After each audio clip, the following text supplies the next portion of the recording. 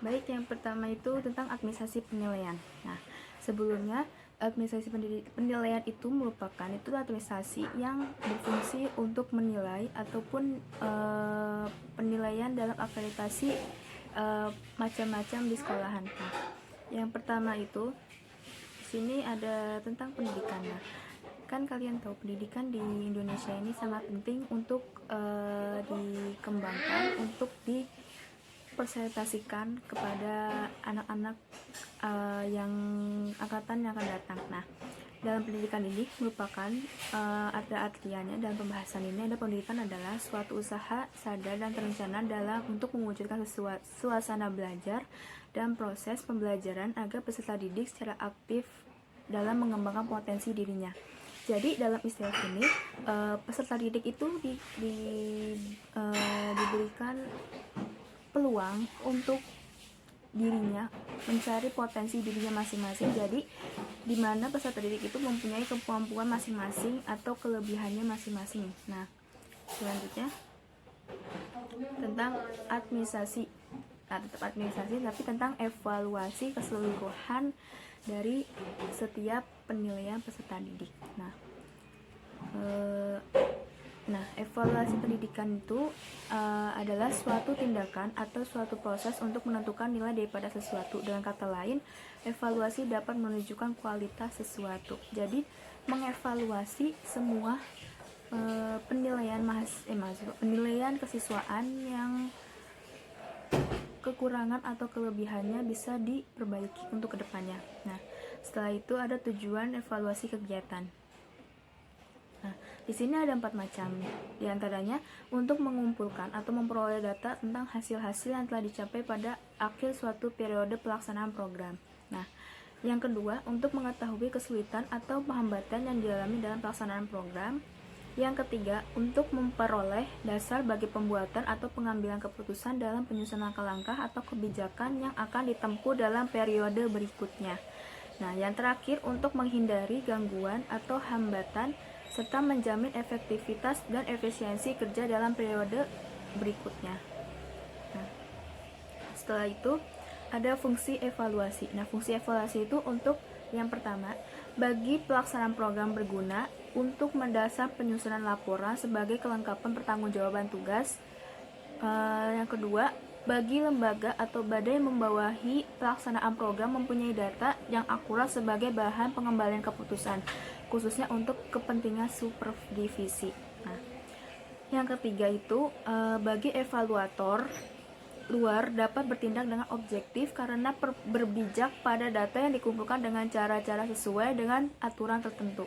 Nah, selanjutnya ada dari beberapa materi yang saya terangkan, kesimpulan dari administrasi penilaian itu adalah tentang penilaian pendidikan yang melakukan selaku penulisan artikel yang diberikan pemahaman tentang wacana pengembangan intelektual. Nah, dari sini kita jadi tahu nih ya apa itu evaluasi penilaian pendidikan itu penting atau tidaknya. Nah, jadi evaluasi dalam kesimpulan ini yaitu suatu tindakan atau proses untuk menentukan penilaian daripada sesuatu. Nah, yang kedua itu penilaian pendidikan itu sebagai proses pengumpulan atau pengolahan informasi untuk mengukur pencapaian hasil peserta didik. Contohnya penilaian otentik, penilaian diri, penilaian berbasis portofolio. Nah, terus ulangan harian, UAS yang seperti pada dasarnya yang kita lakuin sebagai siswa dulu ya. Nah, yang ketiga itu ada penilaian hasil belajar oleh pendidik yang dilakukan secara kesinambungan untuk bertujuan memantau kemajuan belajar peserta didik yang sudah kita berikan materi. Jadi sampai mana sih kemampuan peserta didik itu yang sudah kita jelaskan gitu. Nah, sekian dari materi yang saya terangkan.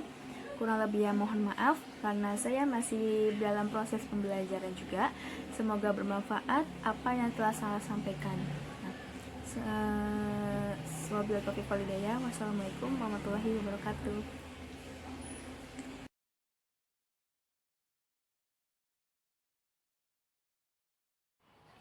Dari semua yang saya jelaskan, ada beberapa pengertian tipisasi, penilaian, dan belum pendidikan. Nah, menurut Marito pada tahun 2012 adalah proses pengumpulan dan pengolahan informasi untuk menentukan pencapaian hasil belajar peserta didik, yang dimana pengolahan informasi peserta didik itu dikelola untuk mencapai tujuan pembelajaran yang lebih baik lagi.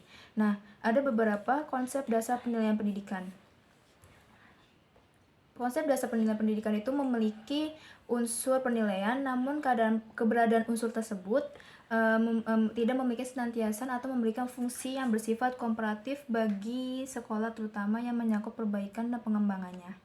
Nah, ada pula juga tujuan dan sasaran penilaian pendidikan, yang dimana kegiatan penilaian pendidikan mempunyai tujuan-tujuan. Yang pertama, untuk memperoleh dasar bagi pertimbangan pada akhir suatu periode kerja.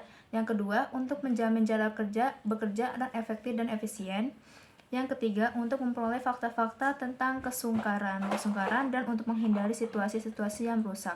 Nah, yang terakhir itu untuk memajukan kesanggupan para guru dan orang tua murid dalam mengembangkan organisasi sekolah.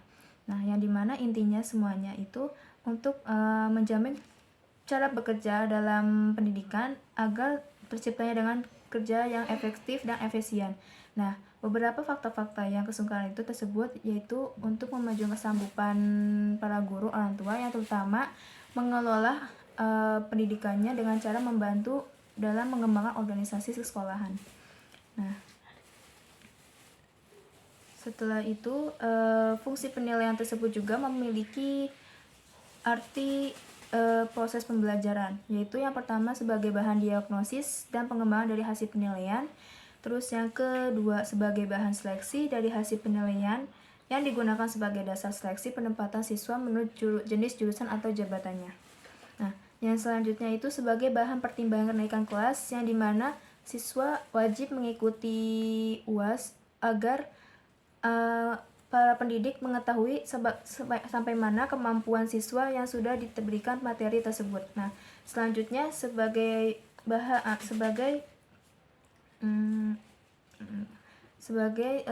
lebih rincinya lagi, pengembangan fungsi penilaian dapat memiliki kegiatan evaluasi atau penilaian pendidikan dan pengajaran. Nah, yang pertama itu untuk mengetahui kemajuan dan perkembangan serta keberhasilan siswa. Yang kedua, untuk mengetahui tingkat keberhasilan program pengajaran. Yang ketiga, untuk keperluan bimbingan konseling atau BK.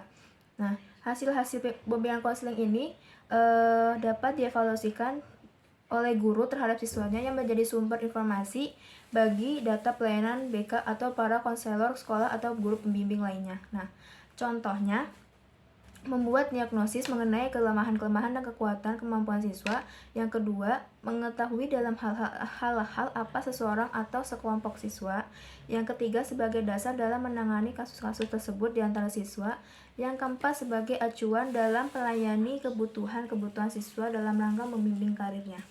Nah, selanjutnya tentang keperluan pengembangan dan keperbaikan kurikulum sekolah yang bersangkutan sehingga pihak sekolah dapat mengembangkan proses pembelajaran di masa yang akan datang agar tercipta suasana yang lebih baik dan kondusif. Dari semuanya, kita dapat memberikan intinya bahwa dalam penulisan ini memahami suatu penilaian siswa itu sangat penting dalam pembelajaran. Karena apa? Guru yang memberikan materi untuk disampaikan kepada siswanya itu bertujuan agar siswa mengelola atau berpikir dengan secara efektif dan cara kerja pemikiran yang telah diberikan materi kepada siswanya agar siswa lebih mengerti dan lebih paham apa itu materi-materi yang sudah dikaji oleh gurunya. Nah,